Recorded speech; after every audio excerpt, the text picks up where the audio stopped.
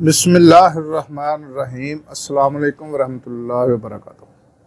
नाज़रीन, मैं हकीम खालिद महमूद नक्शबंदी मुजद्दिदी एक नई वीडियो के साथ हाज़िर हूँ। व इज़ा मरिदतु फ़हुव यशफ़ीन, जब भी मैं बीमार होता हूँ वही अल्लाह शिफा देता है। शिफा देने वाली अल्लाह की ज़ात है। दुआ खाने से पहले ये दुआ लाजमी पढ़ लिया करें। नाज़रीन, मौजू मेरा है बांझपन। लेबॉर्ट्री का टेस्ट कराना क्यों ज़रूरी है। इससे हमें पता चलता है कि नुक्स किस में है, औरत में है या मर्द में। आज का जो इसमें टॉपिक है वो ये है कि बच्चे का पैदाइश के अमल को दुरुस्त हालत में अगर हम जांचें देखें तो औरत का कुछ ऐसे अज़ा है जिनका दुरुस्त होना बहुत ही ज़रूरी है।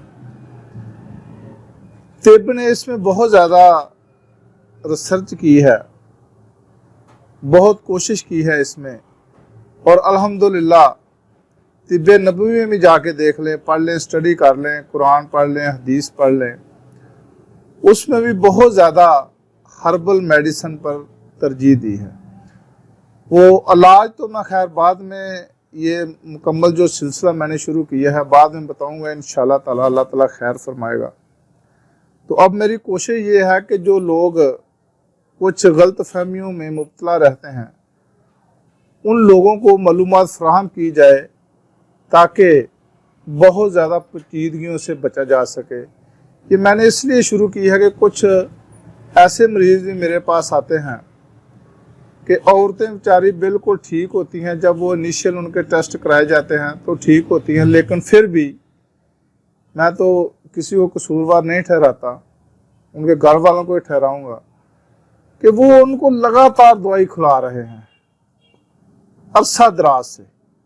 उन्होंने कभी ये नहीं सोचा कि इसके मर्द को भी टेस्ट कराया जाए ताकि हमें पता चल सके कि नुक्स किस में है। और तो बेचारी जो है ना वो दवाई खा रही है और उसको नुक्स भी कोई नहीं होता, और वो दवाई इतनी एलोपैथिक इस्तेमाल कर लेती है कि उसके और मज़ीद जो बीमारियां वो उसमें आ चुकी होती हैं। खुसूसी तौर पर मैदे का तो बेड़ा गर्क हो चुका होता है। तो इसलिए ये मैंने सिलसिला आपको मालूमाती जो है ना वो शुरू किया है ताकि ये बात हर एक के जहन में होनी चाहिए कि ताकि हम कैसे इससे आगे बढ़ें और कैसे इसके इलाज शुरू करें कि औरत का इलाज कैसे कराना है, मर्द का कैसे कराना है। इसमें जिसमें नुक्स होगा, अगर दोनों में नुक्स है तो दोनों इलाज कराएं, अगर और मर्द में नुक्स है तो औरत बेचारी को क्यों सजा दी जाती है।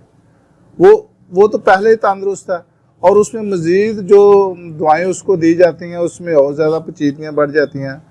तो सबसे पहले तो ये चार चीज़ें जो है ना ये औरत की तंदुरुस्त होनी चाहिए। सबसे पहली जो चीज़ है कि औरत की जो बैज़ादानी है, जिसको जब वो बैज़ा खारिज करती है वो दुरुस्त होनी चाहिए, असल हालत में उसको होना चाहिए। दूसरी बात जो ये है कि वो फैलोपियन ट्यूब्स का दुरुस्त हालत में होना, इसमें कोई ब्लॉकेज वगैरह ना हो। तीसरी बात जो है वो है बच्चादानी या रहम दुरुस्त हालत में हो। चौथी बात जो है ये मर्द पे आती है कि मर्द के जरसूमे नॉर्मल और मुनासिब हालत मकदार में हूँ। ये मैं और वीडियो में बताऊंगा कि इसकी मकदार कितनी होनी चाहिए और ये कितनी इसमें कितने मिलियन मौजूद होने चाहिए और एक्टिव कितने होने चाहिए। अब ये मुख्तलिफ तहकीकात से ये बात सामने आई है कि ख़वातीन और मर्दों में बांझपन की शरह में कोई ख़ास फ़र्क नहीं है, इसलिए किसी एक को ज़िम्मेदार ठहराना कतन दुरुस्त नहीं है। असल में इस बात का फ़ैसला दोनों के लिए मुख्तलिफ टेस्टों के ज़रिए ही हो सकता है। आज से कुछ अरसा बेशतर बांझपन का ज़िम्मेदार सिर्फ़ और सिर्फ औरत को ही ठहराया जाता था, बल्कि आज भी ये तस्वर आम है कि बांझपन में औरत ही कसूरवार है।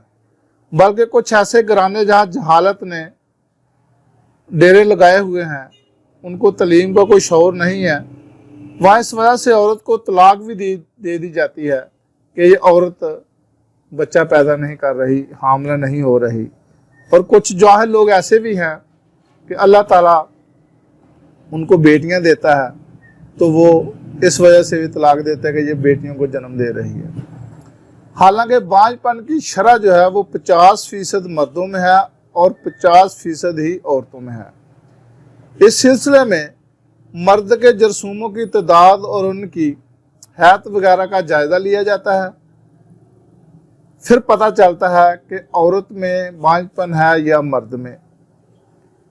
کئی جوڑوں میں بانجھ پن عارضی ہوتا ہے، جس کی وجہ سے اس کی مکمل تشخیص کرتے وقت اس کا پتہ چلتا ہے کہ دونوں ٹھیک ہوتے ہیں، نہ مرد میں نقص ہوتا ہے اور نہ ہی عورت میں نقص ہوتا ہے، اور وہ کئی سال تک اس میں وہ پریگننٹ عورت نہیں ہوتی، لیکن ٹیسٹ اگر کرائے جائیں تو وہ ٹھیک ہے۔ اس میں ہم یہ کہہ سکتے ہیں کہ وہ ان کے مقدر کی بات ہے، لیکن وہ پریشان نہیں۔ کئی دفعہ ایسے بھی دیکھے ہم نے کہ 15 سال گزر جاتے ہیں اور اللہ تعالیٰ پھر ان کو اولاد جیسی نعمت سے اللہ تعالیٰ نوازتا ہے۔ 20 سال گزر جاتے ہیں، پھر اللہ تعالیٰ ان کو اولاد جیسی نعمت سے نوازتے ہیں، ٹیسٹ بھی ان کے ٹھیک ہوتے ہیں لیکن پریگننٹ نہیں ہوتی۔ تو یہ کبھی بھی اگر ان کے ٹیسٹ ٹھیک ہیں تو کبھی ان کی طرف یہ ناامیدی کی طرف نہیں جانا چاہیے۔ الحمدللہ طب میں ایسی ادویات موجود ہیں جو کہ حب حمل کے نام سے ہم تیار کرتے ہیں، وہ ان مخصوص ایام میں دی جاتی ہے، جس کی وجہ سے اللہ تعالیٰ پھر ان پر اپنا کرم اور فضل فرما دیتا ہے۔ تو جو بیمار ہیں ان کو تو علاج کی طرف توجہ دینی چاہیے، اور جن کے ٹیسٹ بالکل ٹھیک ہیں ان کو کبھی بھی دوائی کی طرف نہیں جانا چاہیے۔ اگر وہ دوائی زیادہ استعمال کریں گے تو ہو سکتا ہے کہ وہ اس میں پیچیدگیاں بڑھ جائیں۔ تو احتیاط کیجئے۔ خدا حافظ۔ السلام علیکم ورحمۃ اللہ وبرکاتہ۔